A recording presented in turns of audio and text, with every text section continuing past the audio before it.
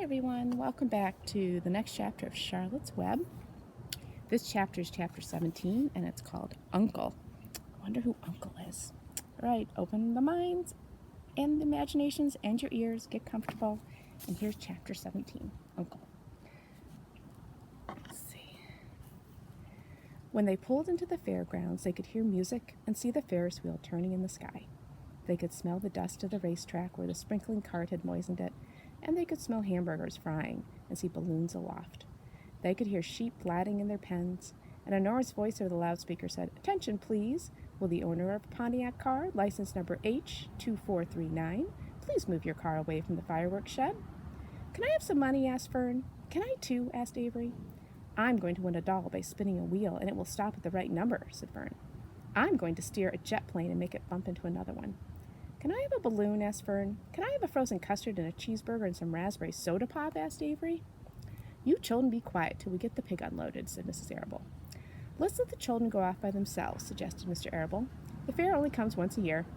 Mr. Arable gave Fern 2 quarters and 2 dimes. He gave Avery 5 dimes and 4 nickels. "Now run along," he said, "and remember the money has to last all day. Don't spend it all the first few minutes, and be back here at the truck at noontime so we can all have lunch together.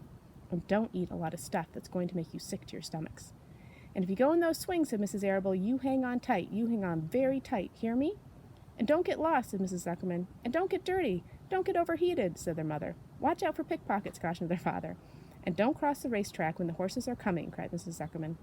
The children grabbed each other by the hand and danced off in the direction of the merry-go-round, toward the wonderful music and the wonderful adventure and the wonderful excitement, into the wonderful midway where there would be no parents to guard them and guide them, and where they could be happy and free and do as they please. Mrs. Arable stood quietly and watched them go. Then she sighed. Then she blew her nose. "Do you really think it's all right?" she asked. "Well, they've got to grow up sometime," said Mr. Arable, "and a fair is a good place to start, I guess." While Wilbur was being unloaded and taken out of his crate and into his new pig pen, crowds gathered to watch. They stared at the sign, "Zuckerman's Famous Pig."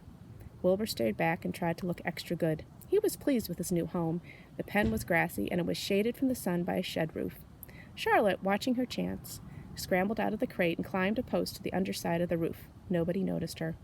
Templeton, not wishing to come out in broad daylight, stayed quietly under the straw at the bottom of the crate.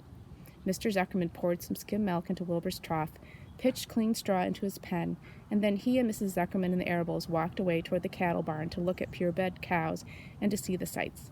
Mr. Zuckerman particularly wanted to look at tractors. Mrs. Zuckerman wanted to see a deep freeze. Lurvy wandered off by himself, hoping to meet friends and have some fun on the midway. And there is the fair. As soon as the people were gone, Charlotte spoke to Wilbur. "It's a good thing you can't see what I see," she said. "What do you see?" asked Wilbur. "There's a pig in the next pen, and he's enormous. I'm afraid he's much bigger than you are." "Maybe he's older than I am and has had more time to grow," suggested Wilbur. Tears began to come to his eyes. "I'll drop down and have a closer look," Charlotte said. Then she crawled along a beam till she was directly over the next pen. She let herself down on a drag line until she hung in the air just in front of the big pig's snout. "May I have your name?" she asked politely. The pig stared at her. "No name," he said in a big, hearty voice. "Just call me Uncle." "Very well, Uncle," replied Charlotte. "What is the date of your birth? Are you a spring pig?" "Sure I'm a spring pig," replied Uncle. "What did you think I was, a spring chicken? Ha, ha. That's a good one, eh, sister?" "Mildly funny," said Charlotte. "I've heard funnier ones, though. Glad to have met you, and now I must be going." There's Uncle. She ascended slowly and returned to Wilbur's pen. "He claims he's a spring pig," reported Charlotte, "and perhaps he is. One thing is certain, he has a most unattractive personality. He is too familiar, too noisy, and he cracks weak jokes. Also, he's not anywhere near as clean as you are, nor as pleasant. I took quite a dislike to him in our brief interview. He's going to be a hard pig to beat, though, Wilbur, on account of his size and weight. But with me helping you, it can be done." "When are you going to spin a web?" asked Wilbur. "This afternoon, late, if I'm not too tired," said Charlotte. So there's Uncle the pig. The least things tire me these days. I don't seem to have the energy I once had. My age, I guess.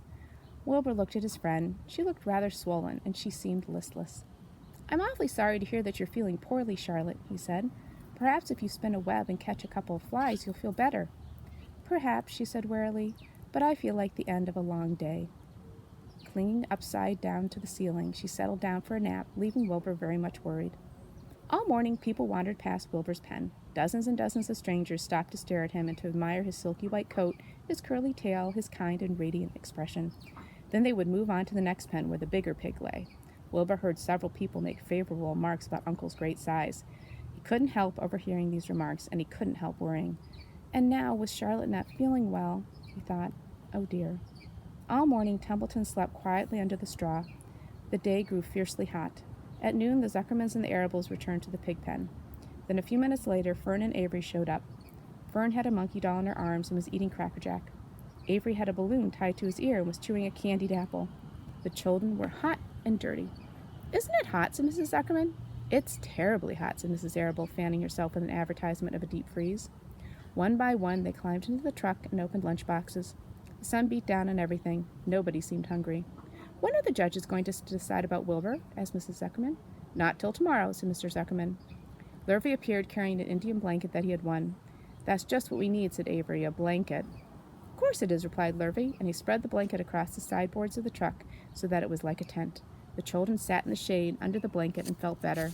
After lunch, they stretched out and fell asleep. And that's the end of Chapter 17, Uncle. All right, I hope you're enjoying this beautiful day.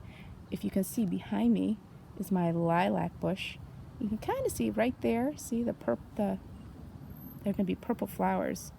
Ooh, I can't wait. I'll show you once they bloom, which I think will be maybe tomorrow. All right, have a good day. Bye.